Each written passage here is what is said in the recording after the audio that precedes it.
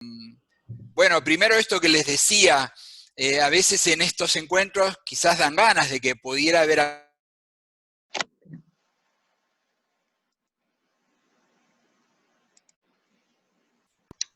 Ahí está. Se desactivó tu audio. ¿Ahí me escuchan? Sí. Ahí está, ¿no? Sí.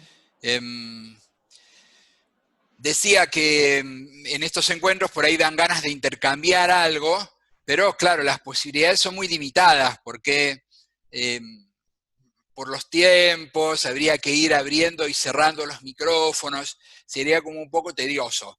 Entonces, las maneras son sobre todo usando el chat. Si ustedes quieren hacer alguna pregunta, hacer algún comentario, pueden pasarlo por el chat, que hay una, ahí donde dice chatear, en la barrita de abajo.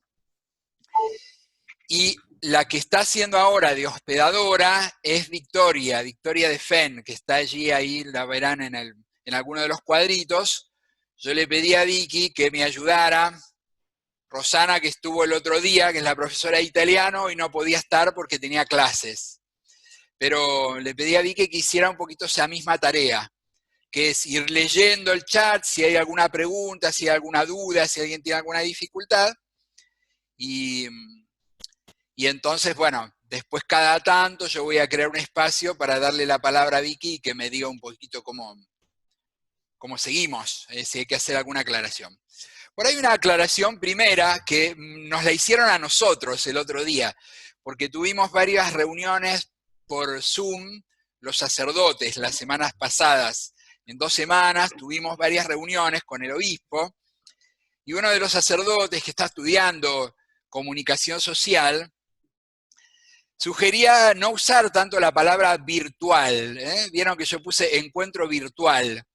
¿Por qué? Y bueno, porque la palabra virtual se opone un poco a lo real, y en realidad es una palabra que se usaba para hablar de la realidad virtual. ¿Vieron como los pilotos de avión que hacen pruebas en una cabina y es todo como si estuvieran volando, pero no están volando, es una simulación? Entonces, realidad virtual. Había unos que se ponían como una cámara así, una especie de casco, y veían cosas que eran virtuales, eran imaginarias. Y esto no es virtual, porque ustedes están ahí. Este encuentro es real, es un encuentro en todo caso digital, a través de una plataforma digital. Pero nosotros estamos acá, presentes, cada uno en su lugar. Entonces, es un encuentro real a través de una plataforma digital. Y bueno, por supuesto que las palabras también se resignifican, no es que esté mal decir virtual, pero es bueno decir lo que es más propio, ¿no? Este es un encuentro, y ese es el primer objetivo. El primer objetivo del encuentro de hoy es, aunque más no sea, mirarnos un poco las caras, porque todo esto nació a través de unos audios de la mañana, en los que no nos conocemos, y bueno, tampoco es que nos vamos a conocer tanto de esta manera, pero al menos vernos las caras, que es algo que nos hace mucho bien, especialmente en este tiempo de distancia. Ya el solo hecho para mí de verles las caras ya me estimula, porque dan ganas de volverse a encontrar y tener encuentros un poco más próximos, más íntimos. Después, otro objetivo, reflexionar un poquito más allá de los 5 minutos, porque los 5 minutos que yo uso a la mañana, bueno, apenas dan para sugerir algo, ¿no? Algún disparador que ayude a pensar. A mí siempre me gusta aclarar esto. Son temas que no se agotan. Evidentemente, después de estas semanas, ya son meses, algo hemos sintonizado. A ustedes les ha interesado la manera de presentar los temas, ¿no? Y eso ya está muy bueno, pero puede ser, y es natural que pase, que algunas veces les guste más, otro menos, alguna vez por ahí no estoy tan de acuerdo con esto que está diciendo, y está bien, eso debería ser así, porque no se trata de coincidir en todo, sino simplemente que las reflexiones nos ayuden a seguir pensando. Entonces, bueno, el de hoy nos da la posibilidad de profundizar un poquito más. Después, ofrecerles algunos recursos más allá del audio. Van a ver que hoy yo voy a trabajar especialmente con un PowerPoint y con un video les voy a mostrar, y algunas fotos, ¿no? Algunos recursos visuales que en los audios de la mañana no los podemos usar. Y bueno, el último objetivo es esto de abrir un mínimo diálogo, un mínimo ida y vuelta a través del chat, las maneras que, bueno, que vayan surgiendo.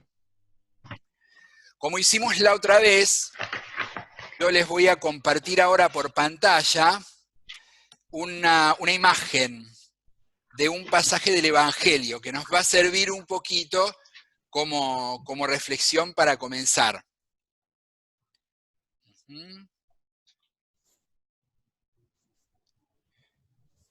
Vicky, me tenés que habilitar para que te comparta la pantalla, si no, habilitarlos a todos.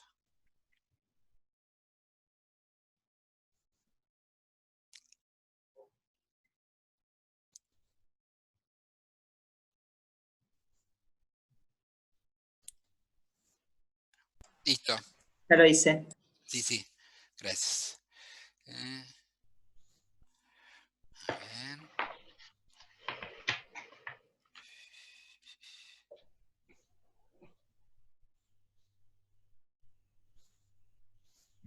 La otra vez comenzamos con un pasaje del Evangelio, ahora vamos a comenzar con otro.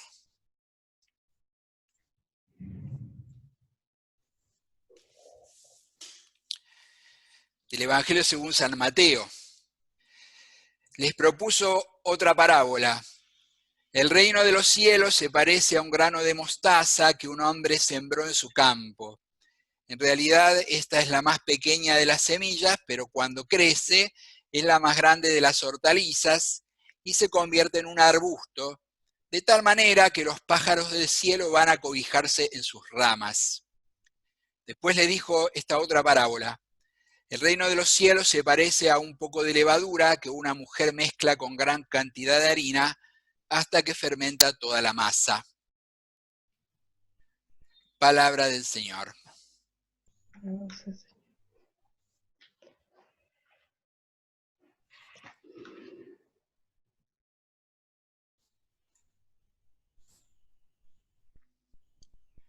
Te vuelvo a pasar a vos, Vicky. Ok. Sí.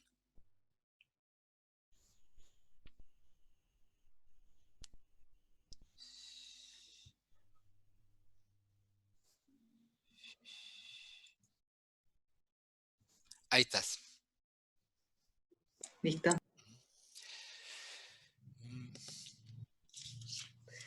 Bueno, me parecía sugestiva estas parábolas, hace poquito las leímos en la misa, que nos muestran cómo el reino de los cielos va creciendo de a poco, a veces sin que se vea mucho, ¿no?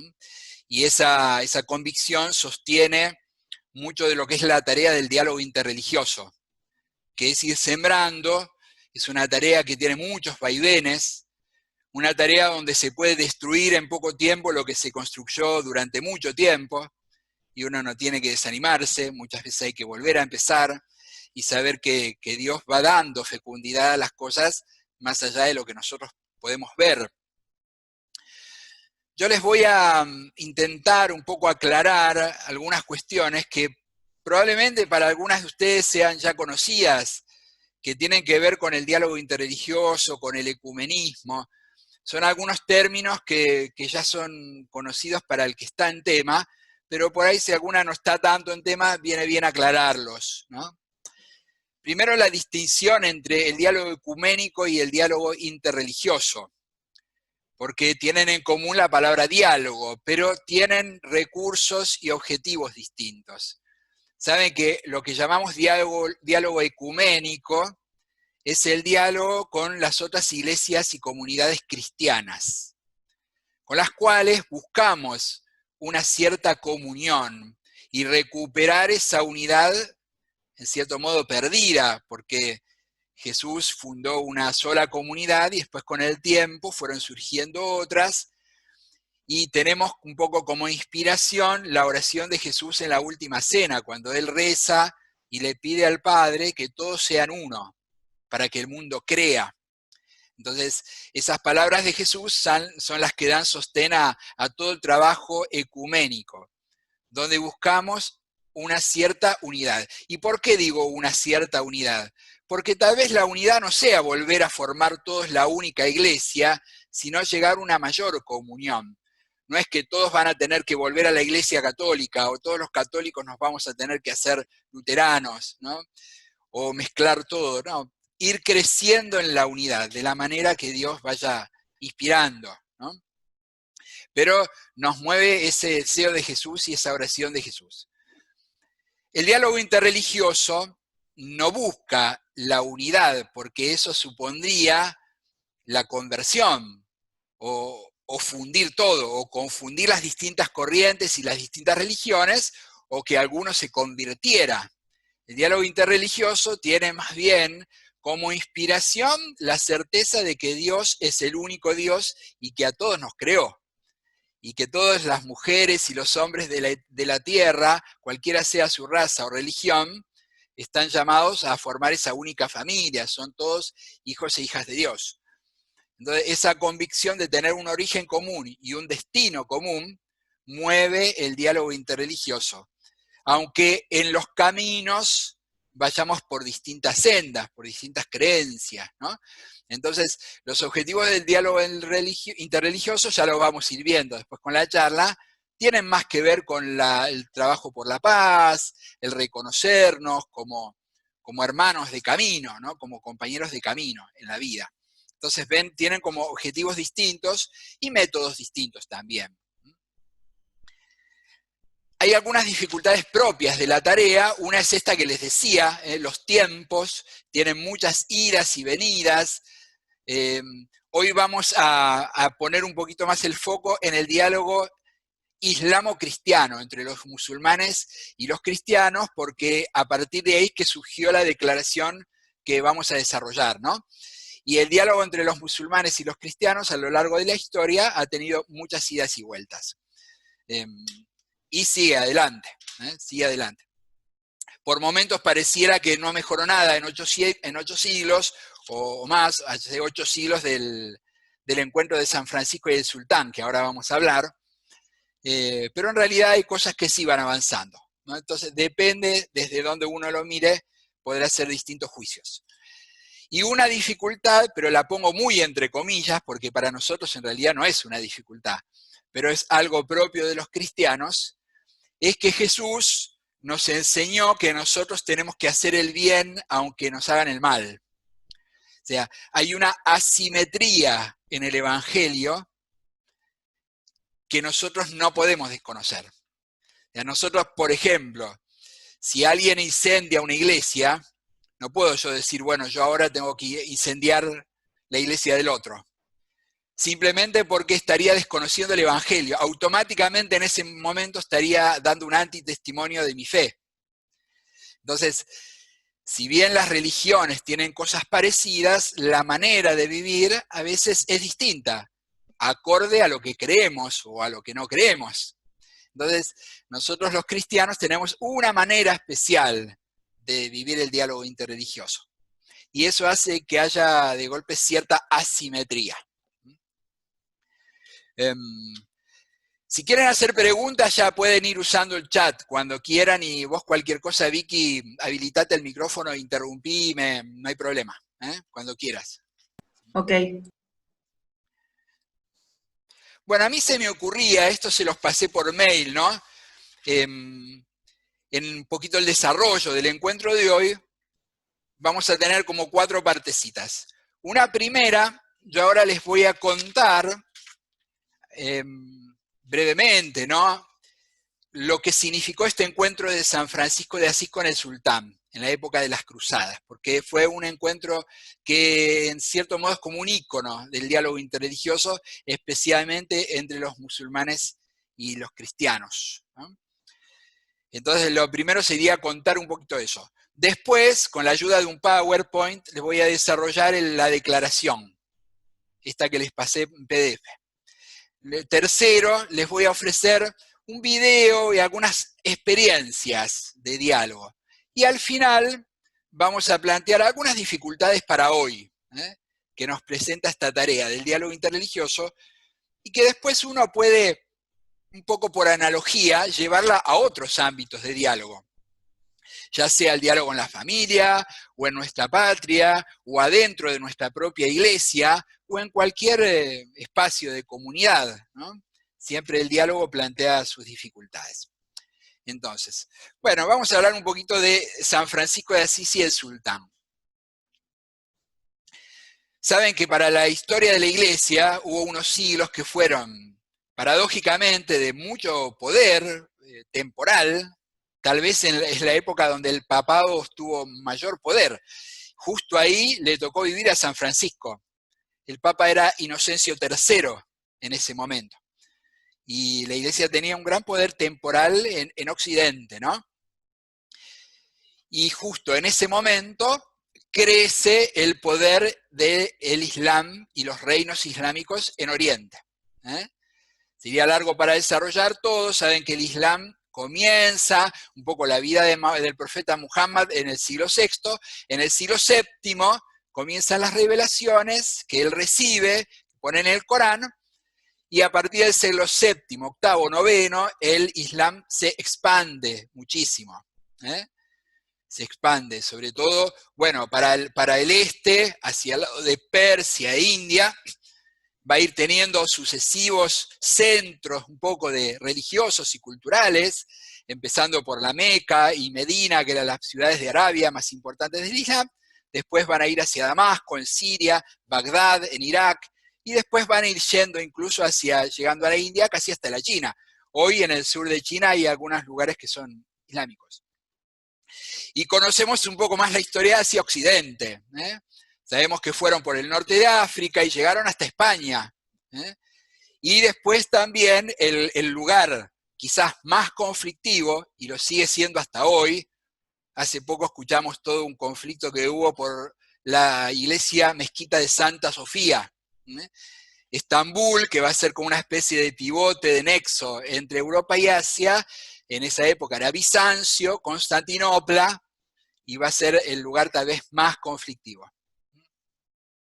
Entonces, en la Cuarta Cruzada, las cruzadas fueron campañas que se organizaban en Europa para contrarrestar el avance del Islam y especialmente llegar a los lugares santos, aunque eran los dos los objetivos, ¿no?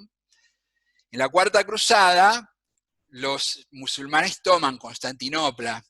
Se había fundado el reino latino de Oriente, con la capital en Bizancio, pero después los musulmanes van a llegar a Constantinopla. Entonces van a ir a recuperar esos lugares, y en ese espacio ahí se funda, se comienza la Quinta Cruzada, que, para que nos demos idea, estaban fomentadas, sostenidas e impulsadas por los mismos concilios.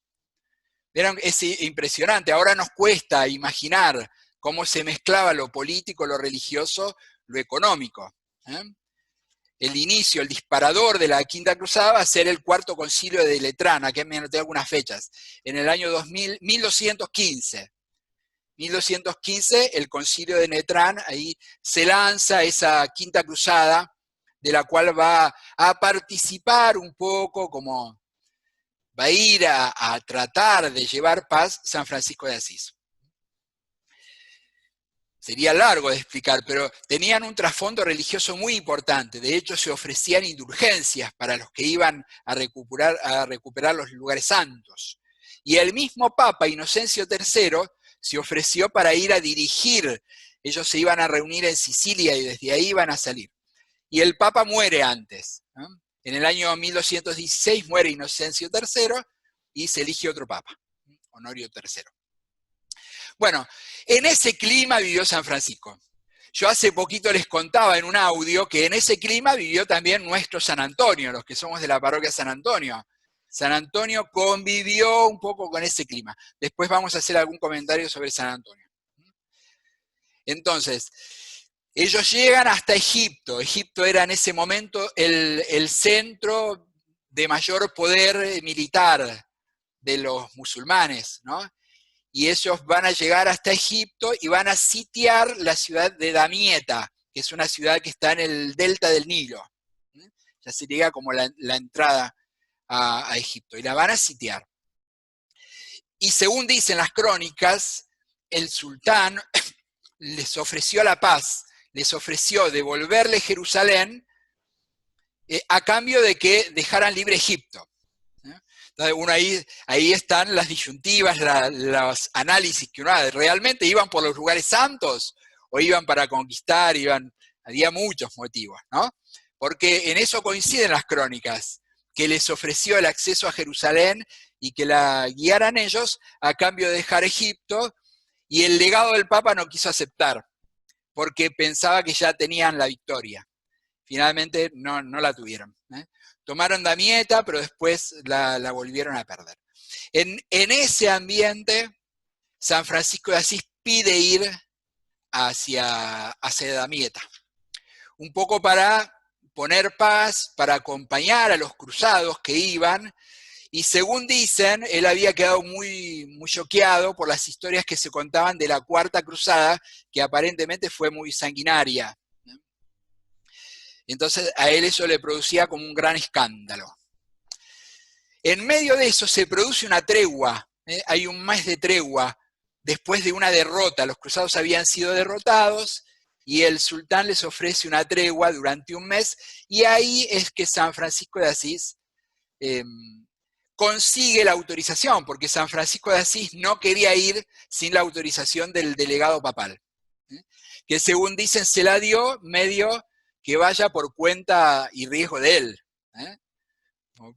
No estaban muy convencidos de lo que él quería hacer. Pero él, bueno, apenas consiguió la autorización fue.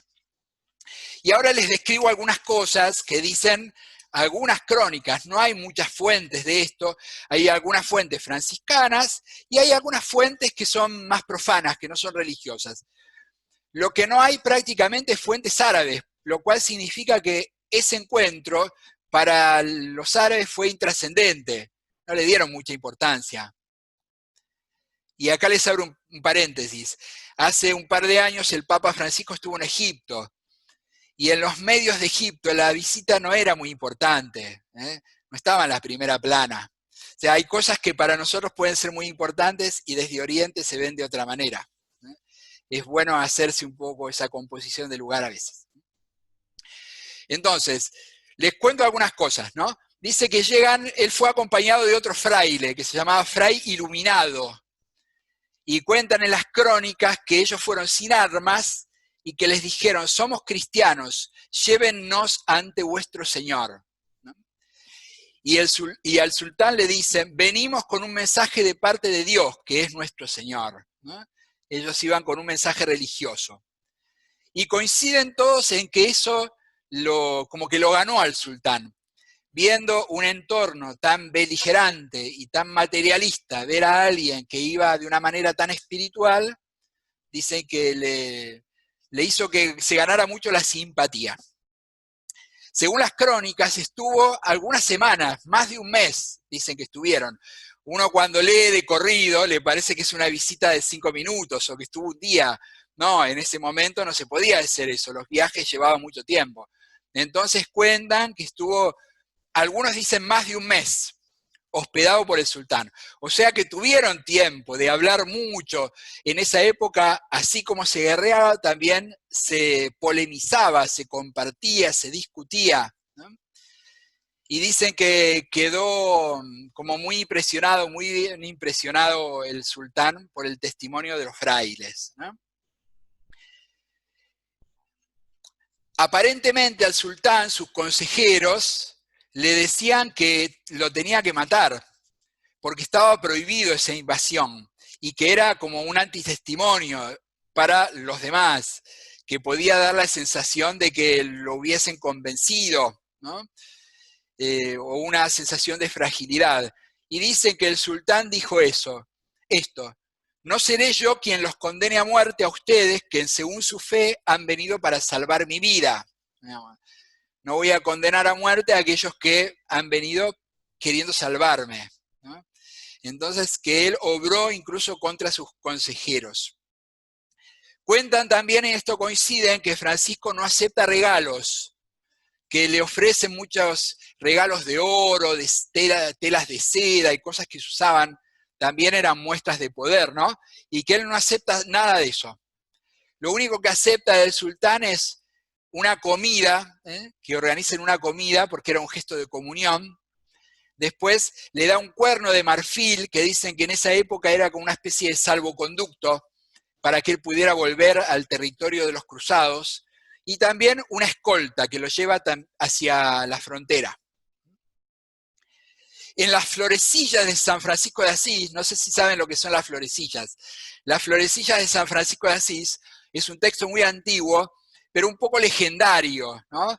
Donde cuenta historias de San Francisco, por ejemplo, la famosa de San Francisco con el lobo. San Francisco que habló con el lobo y lo amansó, ¿no? Nosotros de San Antonio tenemos también un montón de historias así que son un poco fantásticas, ¿no? Y de San Francisco hay un montón de esas y se juntan en un libro que se llama Las Florecillas. Y dicen las florecillas que el sultán medio que se convirtió, ¿no? Que le dijo, bueno, yo me convierto, pero no lo puedo decir públicamente porque si no te van a matar a vos y me van a matar a mí. Pero eso es muy probable, digamos, que haya sido así. Lo que sí dicen otras fuentes son dos cosas, y me gustaría quedarme con esto, ¿no? Que el sultán le dijo, ruega por mí para que Dios me revele cuál es la fe que más le agrada. Que le pidió que rezara por él.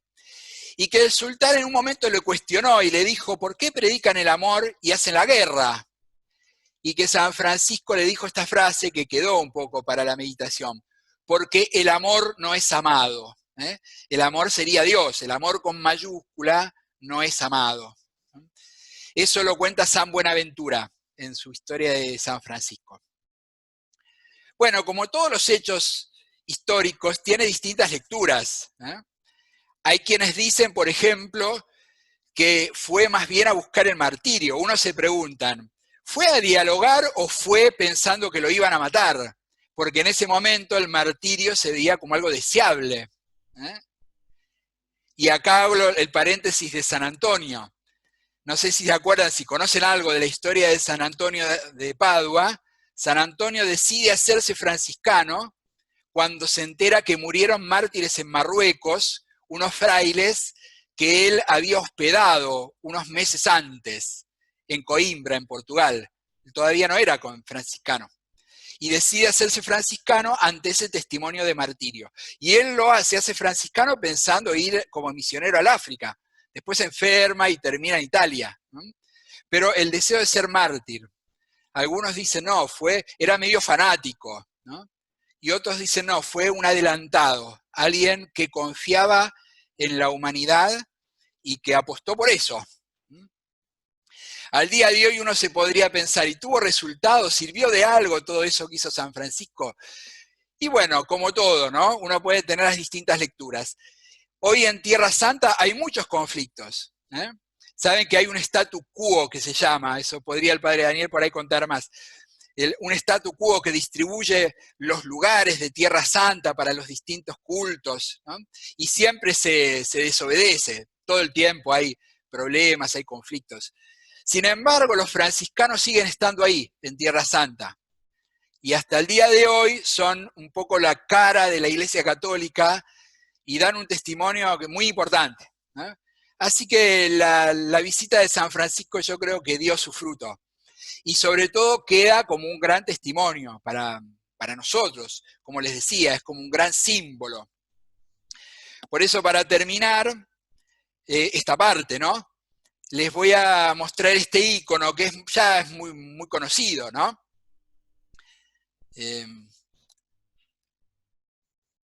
Lo comparto en la pantalla, a ver si lo ven.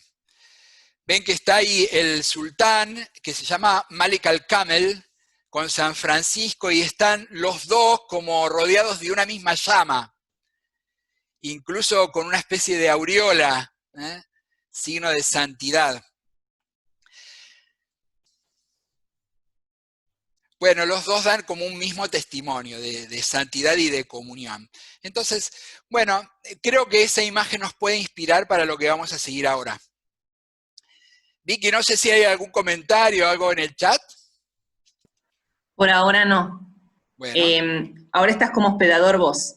Ah, bueno. Igual vos te podés habilitar. ¿También? Ah, bueno. Sí, veo que te habilitaste, pero yo no te habilité. Voy a tomar un poquito de café. para la garganta.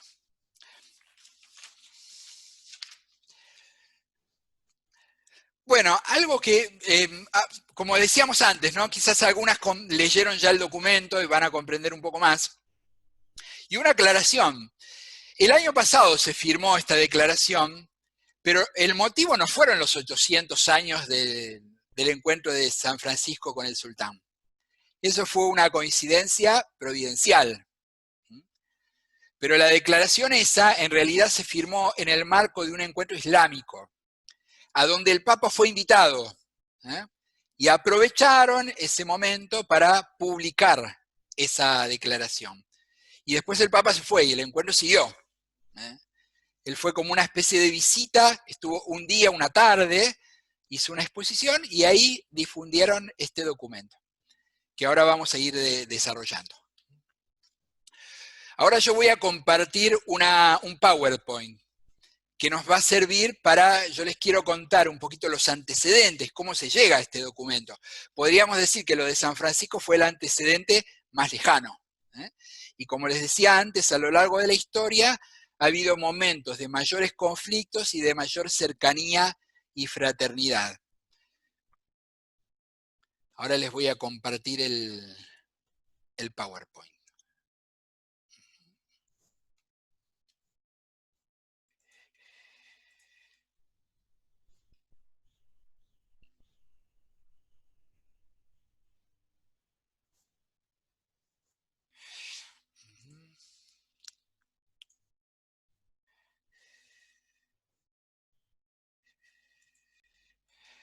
Bueno.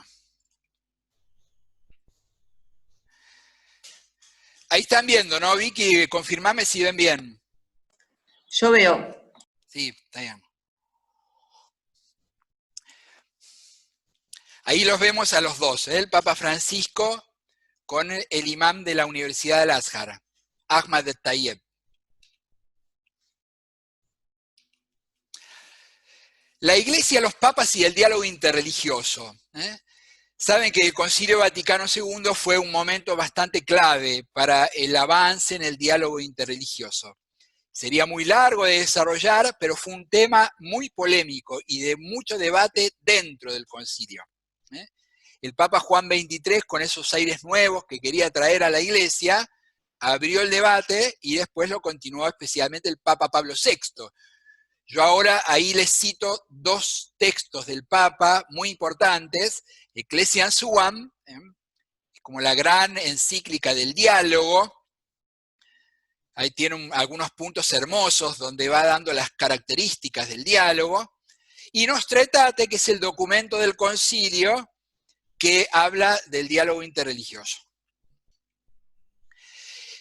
En la declaración dice que esta declaración es fruto de distintos encuentros presididos por una atmósfera de fraternidad y amistad. Y uno podría decir que fueron unos encuentros que se realizaron en unos meses, donde se juntaron para escribir el documento. Y en realidad no, la declaración es fruto de muchos años de encuentros y cada tanto algún desencuentro. Pero ahí recoge toda esa tradición que está un poquito orientada por un organismo de la Santa Sede que se llama Consejo Pontificio para el Diálogo Interreligioso. Es el organismo de la Santa Sede que se especializa, podríamos decir, en esto, ¿no?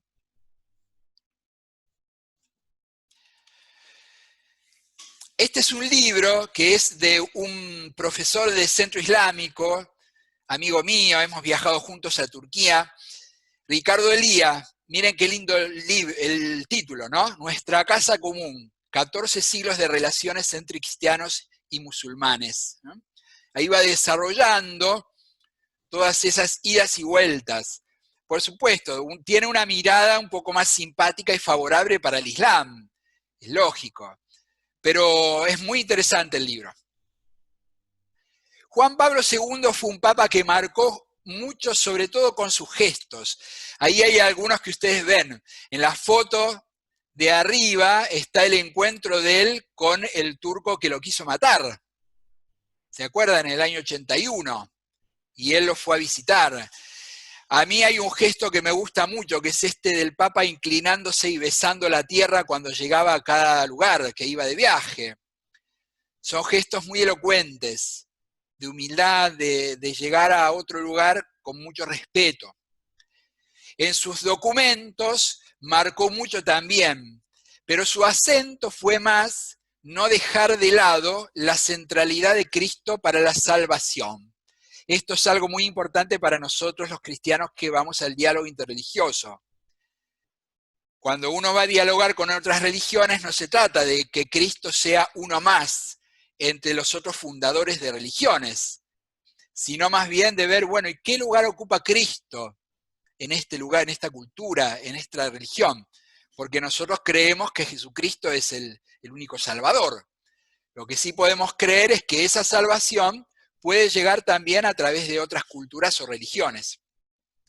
Tal vez este sea el gesto profético más importante del Papa Juan Pablo II en este sentido, el encuentro de Asís en el año 86. Y piensen que 20 años después del Concilio Vaticano II, cuando el Papa anunció que iba a hacer este encuentro, tuvo mucha contra. Muchos se oponían porque les parecía que era como un sincretismo, una mezcla de las cosas, ¿no? Y el Papa lo resolvió con una frase muy simple. Dice, nosotros tenemos distintas concepciones de Dios. Tal vez no podemos rezar la misma oración todos juntos, pero sí podemos estar todos juntos en el mismo lugar para rezar, cada uno según su propia conciencia y su propia fe. Y ese gesto solo ya fue muy, muy elocuente. En el año 2001, el Papa visita la mezquita Omeya de Damasco. Fue la primera vez que un Papa visitaba en una visita oficial en una mezquita. Y acá recojo esta frase, ¿no? Por todas las veces en que los musulmanes y los cristianos se han ofendido, debemos pedir perdón. Acá cito a un hombre que lo queremos mucho, los que hemos estado trabajando en el diálogo interreligioso, que es Monseñor Fitzgerald, porque es un sacerdote misionero inglés de los Padres Blancos. Los Padres Blancos es una congregación misionera para el norte de África, que se ha consagrado casi por entero al diálogo con los musulmanes. Estuvo en Argentina, fue nuncio en Egipto, y fue durante 4 o 5 años, el presidente del Consejo para el Diálogo Interreligioso. Y esto lo dijo en la visita en Buenos Aires. Uno de los enemigos de la paz es la autosuficiencia, creer que uno se basta solo. En cambio, el respeto, la admiración, la solidaridad nos unen. Este es el atrio, sería el patio interno de la mezquita de la Universidad de Al-Azhar. Y lo pongo porque es el centro de pensamiento más importante del Islam sunita. Y ahí fue el centro donde la Santa Sede y los musulmanes desarrollaron durante muchos años encuentros periódicos. Se organizaban de tal manera que un año se hacía un encuentro en Egipto y otro año en Roma, y así durante muchos años. Estas son fotos que saqué yo, se las muestro para... Esta es una mezquita sufí, y a nosotros nos llevaban a visitar las mezquitas y nos recibían muy bien. Para que sepan que en general uno puede hacerse la idea de que si es cristiano en un país islámico lo van a estar persiguiendo por todos lados. Eso pasa cuando son grupos extremos, hay lugares, pequeños reductos que son más fanáticos, pero en general la convivencia es muy buena. Tiene las dificultades de toda convivencia, ¿no? Cada tanto hay roces, pero se puede convivir en paz. Acá tenía algunas profesoras nuestras que eran musulmanas, acá vemos gente de distintos países, ¿no? Y trabajábamos y estudiábamos y convivíamos. Esta es una iglesia de Cairo que está visitada por una escuela musulmana. ¿Ven? Los alumnos son musulmanes y van a visitar una iglesia. Entonces, hay cierto nivel de convivencia que en la vida cotidiana se puede percibir, y eso es lo que más favorece. Pero se los puse porque eso iba relacionado con Monseñor Fitzgerald, que trabajó mucho en Egipto, que fue tal vez el lugar donde se dieron los mayores acercamientos, de ahí que el Papa Francisco tuviera tanta fraternidad con el imán de la Universidad de Al-Azhar, que está en Egipto. Ven, el fruto de muchos años, el documento es el fruto maduro de muchos años. Bueno, tal vez se acuerden los que están más en tema, el Papa Benedicto tuvo una intervención en Ratisbona, en una universidad en Alemania, que despertó mucho rechazo de los musulmanes por unas citas que hizo y que les parecieron ofensivas. Pero esto tuvo dos consecuencias positivas. A veces hay cosas que son conflictivas y terminan dando buenos frutos. Una es este viaje del Papa Benedicto a Turquía, donde visita la Mezquita Azul, ¿eh? Y busca el encuentro. Y además hubo una carta de unos líderes musulmanes que le escribieron al Papa tratando de confrontar, y a partir de ahí surgió un camino de reflexión común que va a terminar en el documento, que ahora lo vamos a ir viendo. Ven, un episodio que fue conflictivo terminó dando como resultado frutos positivos también. Entonces, estos líderes musulmanes van a escribir una carta al Papa y lo van a invitar a buscar la comunión. Y ven acá, en la carta que le escriben, aparecen estos dos textos, uno del Corán y uno de la Biblia, del Evangelio. Vamos a una palabra común entre nosotros. Dios quiere que estemos unidos. Y en el Evangelio de San Marcos, el Señor nuestro Dios es el único Señor. Para nosotros es muy importante resaltar el monoteísmo, porque de todas las creencias islámicas, la primera basal es el monoteísmo. Uno tiene que resaltar eso, que creer en la Trinidad no es creer en varios dioses, sino en un único Dios. Bueno, ahí se formó un foro católico-musulmán, que a partir de ahí se fueron reuniendo periódicamente. El cardenal Torán trabajó mucho en esto, fue un cardenal francés que es el que aparece cuando lo eligen al Papa Francisco, el que da la noticia. ¿Se acuerdan que sale al balcón y dice, habemus papam, cardenal Bergoglio? Bueno, ese es el cardenal Torán. Debemos anunciar la belleza, la verdad y la bondad que pueden cambiar al mundo y hacer de él un lugar donde sea bueno vivir todos juntos. Voy a pasar un poco rápido esto para ir más al documento. Ven, cada año, cada 3 años se hizo un encuentro. Hubiese tocado uno este año, pero bueno, por razones obvias no se realizó todavía. A partir de esos encuentros se creó el Consejo Mundial de Ancianos Musulmanes, que procura el diálogo entre Oriente y Occidente. Y en la reunión de ese consejo fue que invitaron al Papa Francisco y que se publicó la declaración. Este sería un esquema sintético de la declaración, que ahora vamos a ir un poquito al contenido. Tiene como un prefacio, una declaración de intenciones, una mirada sobre el mundo, principios fundamentales, convicciones y un anuncio. En el prefacio, ven, la fe lleva a ver al creyente a ver en el otro un hermano que debe sostener y amar.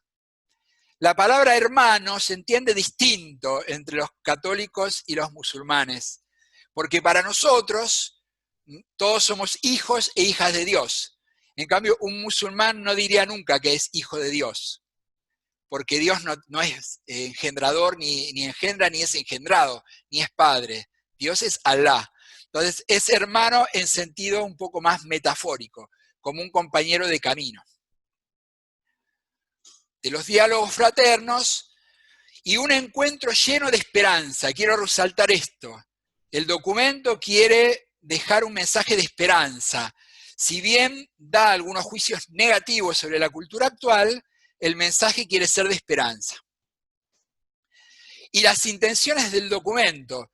Acá hay 3 cosas que quiero que queden claras. Miren, la cultura del diálogo como camino. la colaboración común como conducta y el conocimiento recíproco como método y criterio. En estas tres cosas podrían estar los objetivos del diálogo interreligioso. El diálogo, la colaboración y el conocimiento recíproco. Y ellos lo quieren asumir como método, que sea algo permanente.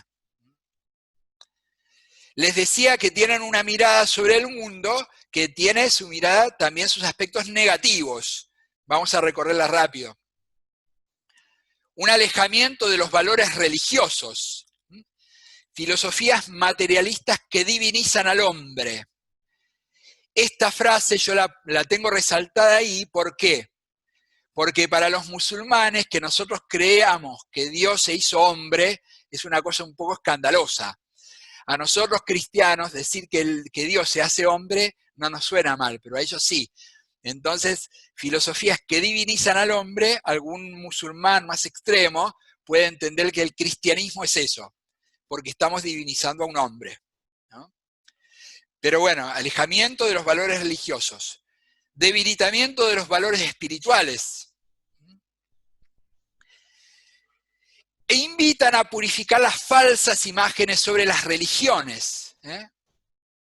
Creer en Dios, honrarlo, llamar a todos los hombres a creer. Ese es el objetivo de las religiones. Nos ha concedido el don de la vida para conservarlo. Las religiones no incitan nunca a la guerra. Sabemos que acabamos de hablar de las cruzadas. Se incitaba a la guerra. Y hace poco vimos grupos islámicos que incitaban a la guerra. Que ellos declaren esto es como declarar, muchas veces hicimos cosas que no debíamos haber hecho. Algunas convicciones que abren como líneas de acción. Las enseñanzas de las religiones invitan a la paz, encontrarse en el enorme espacio de los valores espirituales, humanos, sociales, comunes. O sea, tenemos muchos valores comunes y hay que poner ahí el acento más que en lo que nos divide. Y acá hay un punteo sobre algunas cuestiones que son a desarrollar y que darían para mucho, ¿no? La cultura de la tolerancia y la aceptación, respetar los lugares del culto, interrumpir el apoyo a los movimientos terroristas.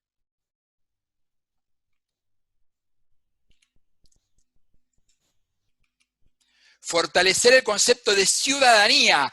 Esto es muy importante en Europa, porque en Europa saben ustedes que hay mucho conflicto. Los musulmanes, por un lado, exigen que les respeten sus derechos, sus usos, y por otro lado, ellos tienen que reconocerse como ciudadanos de un Estado. Y esa es una cuestión conflictiva siempre. En Europa es especialmente candente. Reconocer el derecho de las mujeres. Bueno, ustedes habrán visto aquí en nuestra cultura cómo las mujeres reclaman tantas cosas y con tanto derecho. Bueno, en Oriente también pasa, con otros códigos, quizás con otros tiempos, de otra manera. Siempre es muy difícil comparar la cultura nuestra con la cultura de ayer, pero las mujeres están teniendo cada vez un mayor lugar y creo que eso es algo que se va a ir dando. Proteger los derechos fundamentales de los niños, los ancianos, los discapacitados y los oprimidos. Y termina con una proclama final. La Iglesia Católica y Al-Azhar anuncian y prometen llevar este documento a los líderes de la sociedad. Piden que se investigue y que se reflexione y que sea una invitación a la reconciliación, a repudiar la violencia, sobre todo la unión entre Oriente y Occidente. Aquí creo que es, si ustedes me dijeran qué es lo que me parece que es lo mejor que hizo el Papa en estos años, creo que tiene que ver con el acercamiento entre Oriente y Occidente, que es algo muy complejo.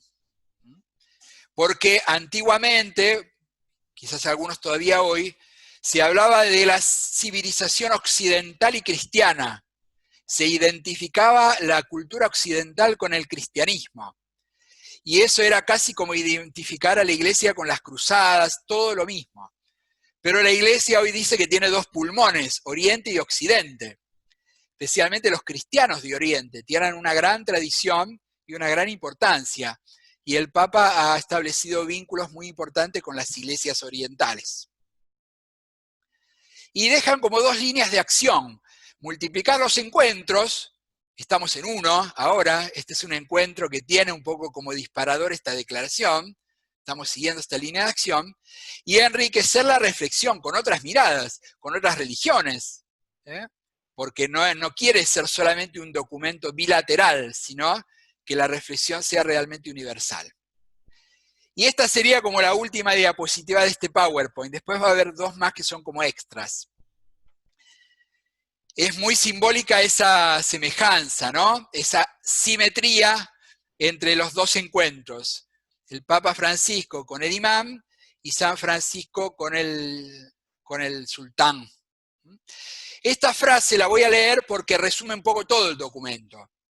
Asumir la cultura del diálogo, el conocimiento y la colaboración nos ayudará a corregir las falsas imágenes de las religiones y a mostrar en ellas el camino de la justicia y la paz por el que todos somos llamados a transitar. Bueno, antes de hacer otro cortecito a ver si hay algo en el chat, les voy a mostrar en dos diapositivas, en dos slides. Hubo épocas coincidentes con estas de tantos conflictos, donde además de haber guerras, había encuentros y polémicas muy interesantes. Siempre ha habido encuentros culturales, teológicos. Uno de los principales motivos de conflicto a veces ha sido en la interpretación de los textos de la Biblia y del Corán, ¿no? Y acá es importante tomar conciencia de que para nosotros la Biblia es un libro inspirado por Dios. Dios inspiró a los que las escribieron, pero no los escribió Dios directamente, sino que hubo autores humanos inspirados por Dios. En cambio, para los musulmanes, el Corán es la palabra literal de Dios. En el Corán habla Dios, y el profeta Muhammad simplemente fue alguien que escuchó y puso por escrito. O sea, el autor del Corán no es el profeta Mahoma, sino que es Dios. Para ellos es directamente el autor del Corán. Entonces, ellos tienen esa idea de lectura un poco literal. Entonces, por ejemplo, algunos ejemplos de polémicas sobre el texto bíblico. Cuestionamientos de los musulmanes. El relato de la hija de Jairo, ¿se acuerdan que cuando Jesús va a resucitar a la hija de Jairo, dice, no está muerta, sino que duerme?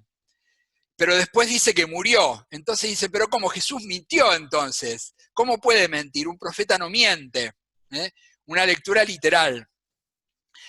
Las genealogías y la resurrección. Hay textos en los evangelios que tienen diferencias. Uno que a mí me gusta mucho hay un pasaje del evangelio, me parece que es Mateo, ¿no?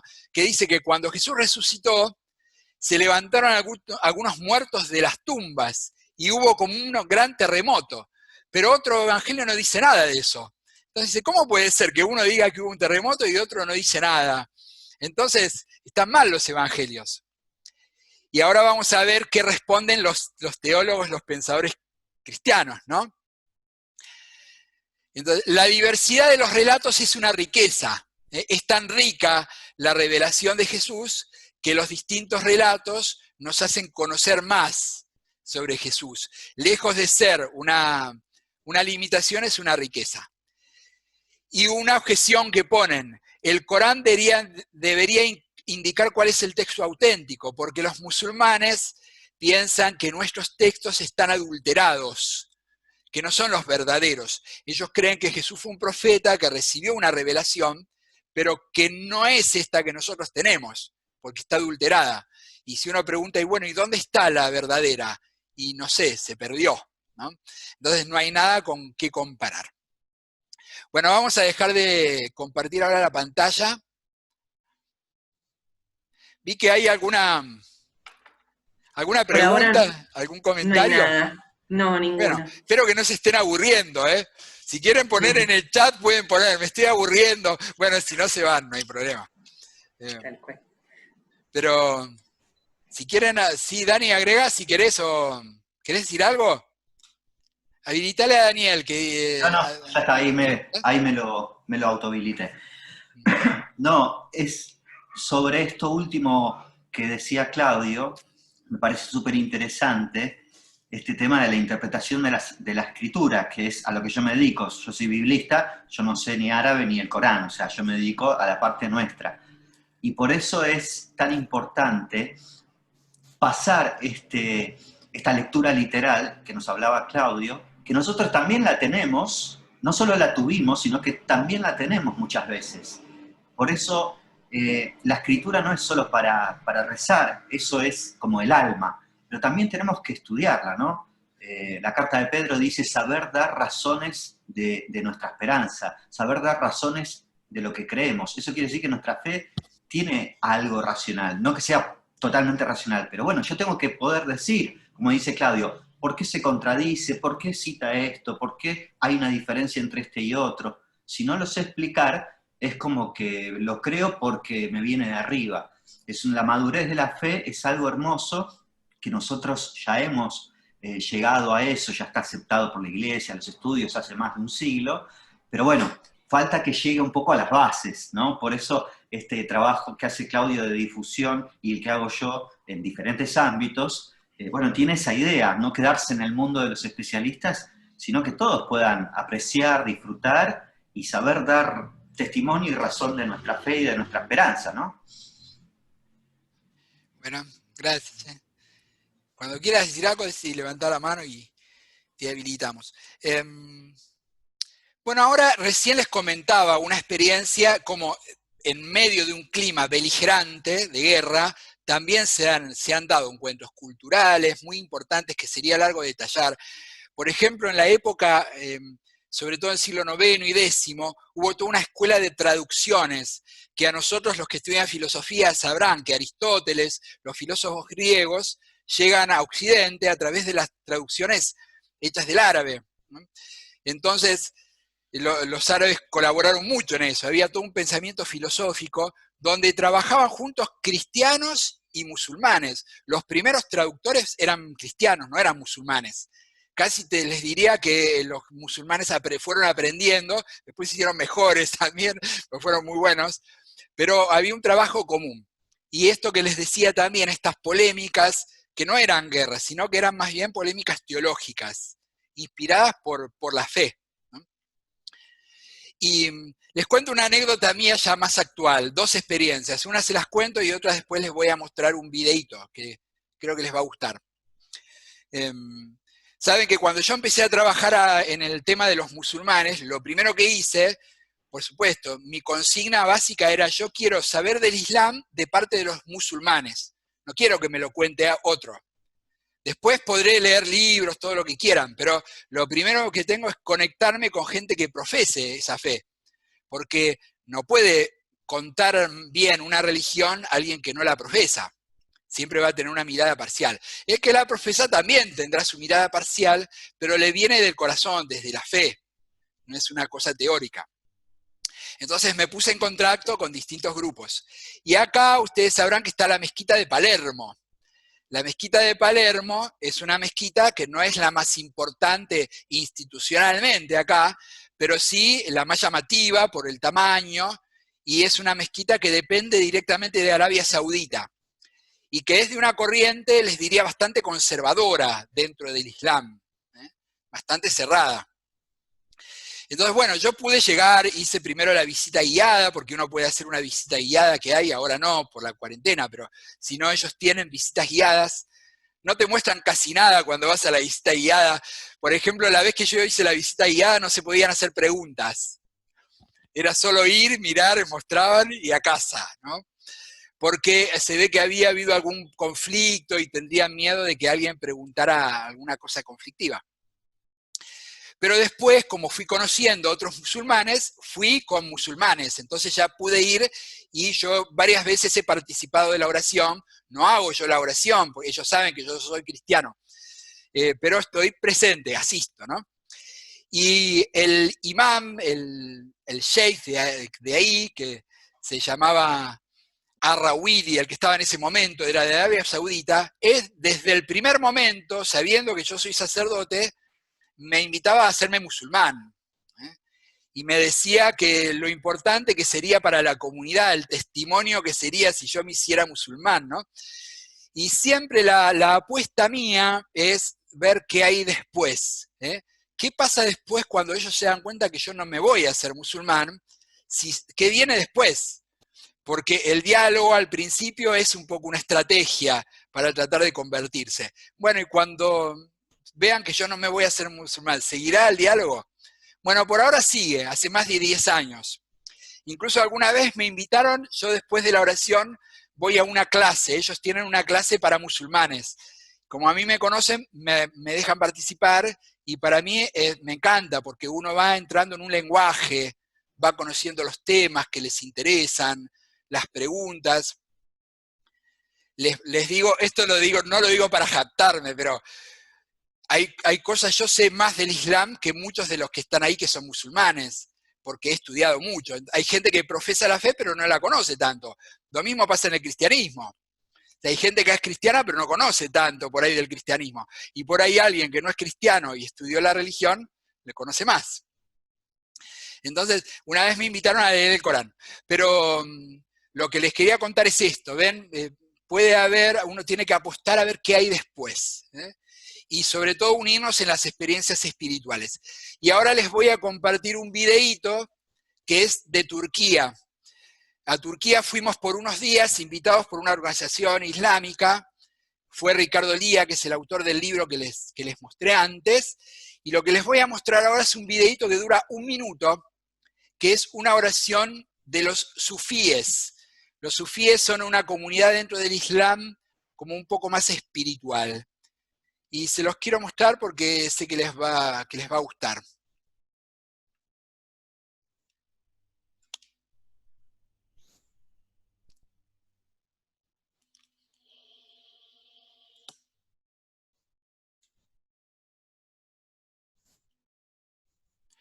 Dura 1 minuto, así que después que lo comparta me dicen a ver si lo pudieron ver bien y escuchar, sobre todo porque me interesa que lo escuchen.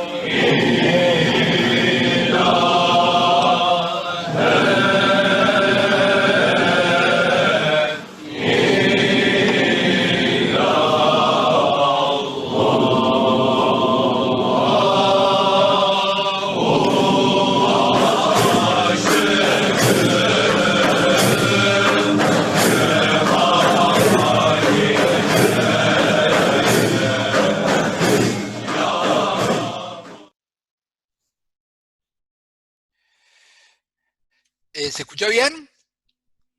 ¿Pudieron escuchar? Sí. Sí, perfecto. Bueno. Es muy conmovedor estar ahí. Filmé poquito porque yo soy muy respetuoso de esos espacios, son espacios muy sagrados. Siempre uno cuando está en esos lugares tiene que luchar entre ver, bueno, a ver, por ahí tomo algunas fotos, filmo, que después lo puedo compartir. Si no lo hubiese filmado no lo podría compartir ahora. Pero al mismo tiempo no invadir ese espacio tan sagrado, ¿no? Pero era conmovedor. Lo que ellos van recitando es una parte de lo que se llama la yajada. La yajada es la profesión de fe de los musulmanes, que dice, no hay otro Dios más que Dios, hay solo un solo Dios. La ilaha illallah. Eso es como la primera parte del credo islámico, podría ser, de la profesión de fe islámica. Y van recitando eso, y en ese clima de comunión, era un espacio bastante chico. Yo estaba ahí con el iPad filmando, pero no quería llamar mucho la atención. Así que filmé un ratito y después lo saqué. Acá Pero, preguntan, ¿las mujeres? En algunas comunidades sufíes hay mujeres y varones, en esa de ahí no. En Oriente saben que es muy común que los varones y las mujeres estén separados, pero no solo los cristianos, los musulmanes. Yo cuando estaba en Egipto, estuve en la Pascua pasándolo en una iglesia copta, en la ciudad de Asuán, que es en el sur de Egipto. Y era la iglesia copta católica. Y celebraron la Pascua a la noche, y yo que me interesaba me metí toda la iglesia oscura, y cuando se enciende la luz veo que estoy rodeado de mujeres, pues estaban las mujeres de un lado y los varones del otro, y yo estaba justo en la parte de las mujeres. Me hice el gil, me di media vuelta y me fui, sin que nadie se dé cuenta, me fui de nuevo para afuera. Pero es común. En la Universidad de Al-Azhar, en la mezquita, las mujeres están también, pero están en lugares distintos. Pero eso lo van a ver en todas las mezquitas. No van a ver los varones mezclados con las mujeres. Para que se den una idea, no sé si alguno estuvo, pero en el Cairo, en el subte, hay hay vagones exclusivos para mujeres. Las mujeres solas, cuando van solas, en este momento, esto es actual, no pueden ir en el mismo vagón que los hombres. Lo dejamos ahí. Preguntan si las mujeres no participan en oraciones. Sí, pero participan, tienen sus propias oraciones. Acá en Buenos Aires yo he estado en comunidades sufíes y hay algunas donde los varones y las mujeres están juntos. Habitualmente no están mezclados como en nuestras iglesias. Por ahí tienen un lugar, un banco donde están las mujeres y otro, como se ponen los chicos de catequesis, vieron que se ponen todos los varones de un lado y los chicos y las nenas del otro. Bueno, algo parecido, ¿no? Pero comparten el mismo espacio, ¿no? Lo cual ya es otra cosa, ¿no? Es mucho más agradable. Bueno, igual aprovechen ahora, si quieren hacer preguntas, porque ya lo único que quedaría es, les voy a dejar como unos desafíos, como les decía, porque ya vamos a ir cerrando. Entonces, algunos desafíos que nos queden pendientes. Vicky, decime, no sé si hay alguna pregunta o... No, solo las que... Eso de las mujeres. Sí, y si preguntan también si las mujeres pueden participar en el estudio. Sí, claro, bueno, por de hecho ejemplo... vos tenías profesoras. Bueno, en Cairo para mí es una experiencia muy importante. Yo tuve mujeres profesoras, ¿no? De idioma árabe eran profesoras, pero hay también hay de religión, ¿no? Mujeres que dan clases, ¿no? Alguna podrá preguntar si, bueno, y acá en Argentina las mujeres tienen el mismo estatuto que los hombres en todas las cosas, y probablemente no, en muchas cosas no. Allá menos. Entonces, no están en el mismo nivel en todo, pero sí que están ganando espacios, ¿no? Nosotros, una experiencia muy linda, teníamos una profesora que justo estaba en una de las fotos que les pasé antes. Una profesora que dio un doctorado en letras, se recibió de doctora en letras, y toda la mesa examinadora eran hombres. Y ella defendió como mujer su doctorado y le fue muy bien. Y nosotros fuimos a acompañarla. No entendimos nada porque era todo en árabe y no sabíamos cómo para entender eso, ¿no? Nos dormíamos, leíamos otra cosa mientras, pero fuimos a hacerle el aguante. Y era musulmana, o sea que pudimos hacer lindos vínculos ahí, ¿no? Acá preguntan, en educación religiosa musulmana, si participan las mujeres. Sí, claro, bueno, esto que yo les digo, que cuando voy a la mezquita de Palermo, después de la oración, vamos a una clase, en esa clase hay varones y mujeres, ¿eh? Pero ya les digo, habitualmente se sientan las mujeres de un lado y los varones del otro. Le voy a dar un cierre, les muestro una cosita más. Yo creo que el gran desafío en este momento es pasar por encima de los conflictos. Creo que esa fue la gran lucidez de San Francisco. Como que el conflicto que se estaba viviendo no lo bloqueaba. Uno tiene que ver un poco más allá, en medio de la tormenta, en medio del conflicto, a ver dónde puede estar el lugar para que no se rompa el vínculo. Hay un texto muy lindo del profeta Isaías que dice, no apagar la mecha que arde débilmente. Hay una mecha que arde un poquito, bueno, no la apaguemos, eso se va a volver a encender, ¿no? Entonces, bueno, por ahí nos toca estar un poquito en ese lugar. Y hay mucha gente que lo hace. Les voy a compartir para ir terminando ya unas fotos, que las tenía así, no quiero dejar de compartirlas, que me van a dar pie para cerrar con esto.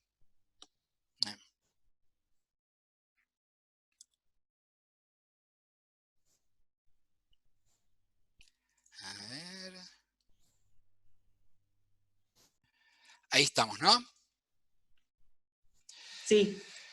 Bueno, ven, el diálogo tiene sus etapas. Esta foto está tomada en lo que sería el aula de té, donde nosotros cuando teníamos clases en Egipto, en el recreo nos juntábamos todos, y ahí hay musulmanes, cristianos, todos juntos tomando el té y charlando, ¿no?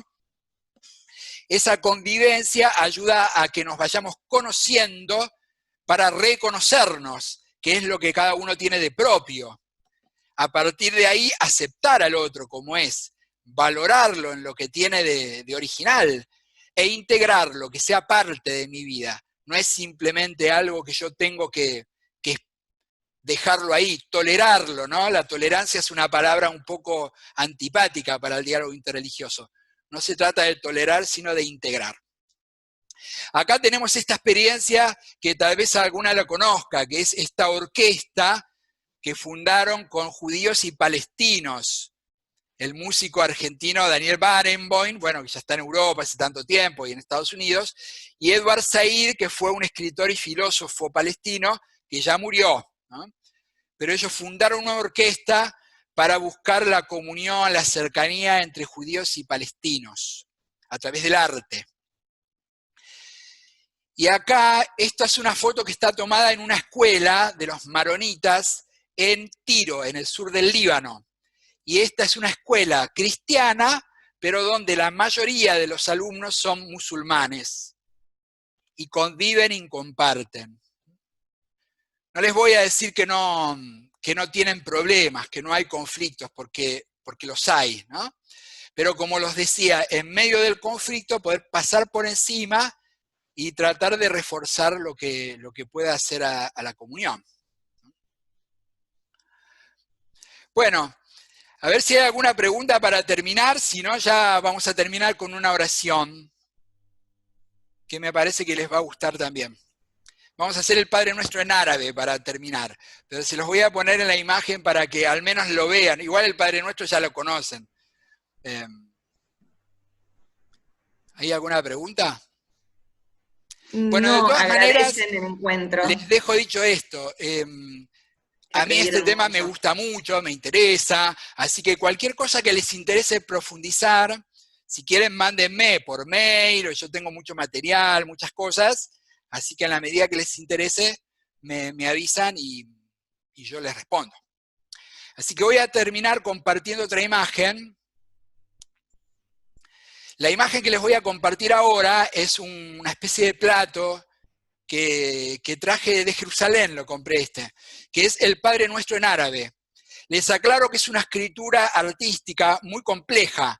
A veces algunos ni siquiera sabiendo árabe comprenden todo lo que dice porque es una escritura artística, pero es el Padre Nuestro. Entonces les voy a compartir la imagen y vamos a rezar el Padre Nuestro para terminar.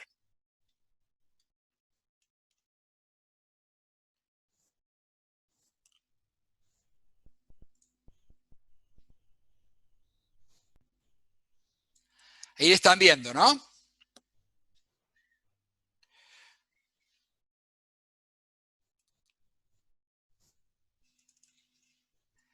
¿Ven la imagen, Vicky? ¿Se ve? Se ve perfecto, muy bueno, linda. Bueno, entonces simplemente lo rezamos y pedimos a Dios, como les decía antes, ¿no? Que realmente podamos trabajar por ser todos una familia. Yo les decía antes, para los musulmanes es un poco raro esto de llamar a Dios Padre y decir que nosotros somos hijos de Dios, pero para nosotros es algo central. Creemos que Jesús vino para hacernos hijos e hijas de Dios y bueno, rezamos por eso, que sea realidad. Se los rezo en árabe. Abana alladhi fi samawat liyataqaddas ismuka, liyati malakutuka, litakum mashiatuka, kama fi samai kadhalika alal ard. Octina al-Hufsana kafafa yawmina, wa afir lana khatayana, como nahnu naghfir liman asayla ilayna, wa la tukhilna fi tajarib, lakin nachina min ash-shirir. Amén. Del Mesías Yeshua Rabbina, liana laka al-mulk wal qudru wal majd ila al-abad. Amén. Saben que en la cultura árabe, los cristianos de Oriente, generalmente, cuando hacen la señal de la cruz, que es Bismillah Walibn Warruhul Kudus, en el nombre del Padre, del Hijo y del Espíritu Santo, agregan al Ilahil Wahid, que significa un solo Dios, para marcar que nosotros también creemos en un solo Dios. No son varios dioses, sino que es uno solo.